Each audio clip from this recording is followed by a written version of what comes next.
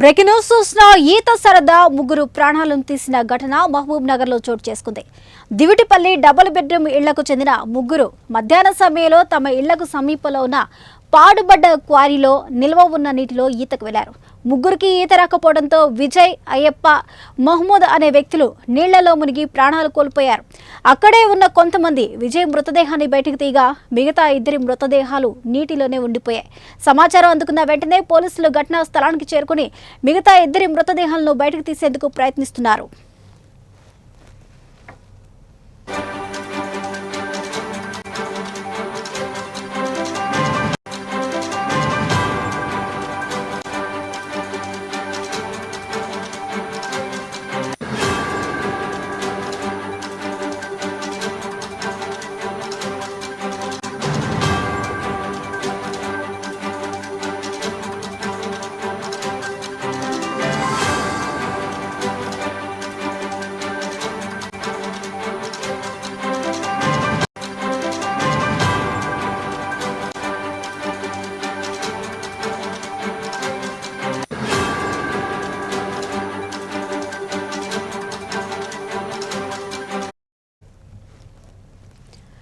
Breaking news చూస్తున్న ఈత సరదా ముగ్గురు ప్రాణాలను తీసిన ఘటన మహబూబ్ నగర్ లో జరిగింది. దివిటిపల్లి డబుల్ బెడ్రూమ్ ఇళ్లకు చెందిన ముగ్గురు మధ్యాహ్న సమయంలో తమ ఇళ్లకు సమీపంలో ఉన్న పాడుబడ్డ క్వారీలో నిల్వ ఉన్న నీటిలో ఈతకు వెళ్లారు.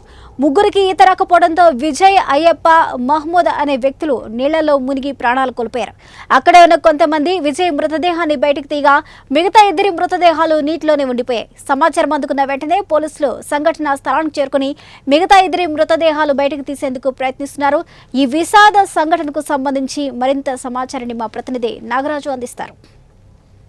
మహబూబ్ నగర్ జిల్లా కేంద్రంలో విషాద ఛాయలు అలుముకున్నాయి. మహబూబ్ నగర్ జిల్లా కేంద్రానికి సమీపంలోని దివిటిపల్లిలో డబుల్ బెడ్రూమ్లలో ఉంటున్న ముగ్గురు యువకులు సమీపంలోని మైనింగ్ క్వారీలో ఈతకు వెళ్లారు. అయితే ముగ్గురికి కూడా ఈత రాకపోవడంతో మైనింగ్ క్వారీలో మునిగి వాళ్ళు నీట మునిగి చనిపోవడం జరిగింది.